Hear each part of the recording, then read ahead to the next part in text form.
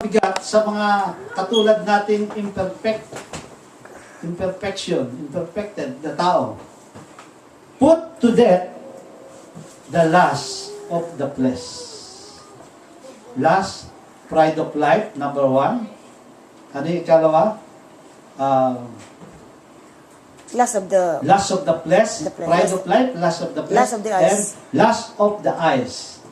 Pride Ito of life. ang nagbabaksak sa atin para hindi makontrol ng Diyos ang mga gagawin ng dyablo. Amen. Kasi dahil sa kasalanan, kaya nangyayari ang mga bagay. Dahil sa kasalanan, kaya tayo nadidisiplina ng Diyos. Amen. Dahil sa kasalanan, kaya ang tao ay nadidestroy. Dahil sa kasalanan, kaya ang tao ay namamatay. Amen. Hindi dapat tayong mamatay ng maaga. Bakit? Dahil sa kasalanan na hindi inihingi ng kapatawaran. Kaya ang dyablo ay nakakagawa ng bagay para sa mga taong ganito, sa mga wicked, sa nagkasala. Kaya importante na humingi tayo ng tawad, una sa Diyos at sa ating pinagkasalahan. Amen? Hallelujah, praise. Put to death the lust of the flesh. Sabi dito sa Romans 8:13, if you live according to the flesh, you will die. Tingnan mo, mabigat ang salita ng Diyos. If you live according to the flesh, you will die. Oh, Jesus. But if by the Spirit you put to death the deeds of the body, you will live. Oh, Kaya kayang i-extend ng Diyos ang buhay natin. amen. Kahit may cancer ka, duduktungan ng Diyos ang buhay mo. Wala na yung cancer. Bibigyan pa kita ng 50 years. May imposible ba sa Diyos? Ang Diyos ang nagsasabi, walang mahirap, walang imposible sa aking gawin. Amen? Amen. Oh, praise the Lord. Lust of the flesh. Ang ikatlo, do not harden your heart. Huwag nating patigasin ang puso natin.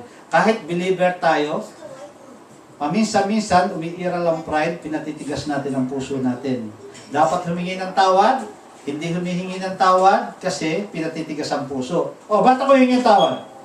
Somebody ako. Pastor ako. Hindi. Kahit sino ka pa, presidente ka ng Amerika, kung nagkamali ka, humingi ka ng tawad sa Diyos, humingi ka ng tawad sa pinagkasalahan mo. Amen? Amen. Kasi ito ang batas ng Diyos. Do not harden your heart. Hebrew 3, verse 7 and 8. Therefore, as the Holy Spirit says, today, hindi tomorrow, today. Today, if you hear His voice. Ano ang voice ng Diyos? Ang salita niya. Itong pinag-aaralan natin, itong mensahe, itong Bible study, itong Bible, ang voice ng Lord. Today, if you hear His voice, do not harden your hearts. Amen. As in rebellion. Tayo nagre-rebelde. Amen? Pag pinatigas mo ang puso mo, pinairal mo ang pride mo, ikaw ay rebelde. Amen. Saan ka nagre-rebelde? Kanino ka nagre-rebelde? Sa Diyos. Sa Diyos, hindi sa tao. Sa Diyos ka nagre-rebelde. Amen. As on the day of testing in the wilderness, nung ang anak ng Diyos, Israelites, ay dinala sa wilderness para testingin, maraming disobedience ang nangyari doon. Dinisobey nila ang Lord. Kaya walang nakapasok sa promised land na original na mga naglakbay. Lahat namatay. Ang naligtas lang ay yung sumunod sa Diyos, ilang tao, at ang anak-apo.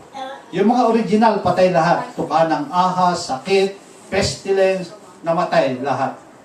Hindi pinayagan ng Diyos na sila'y makapasok sa promised land. Amen?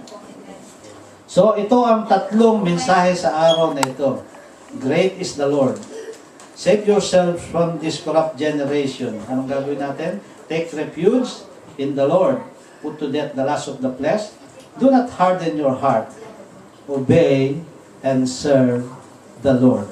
Amen. In Jesus' name, amen. Amen. Oh,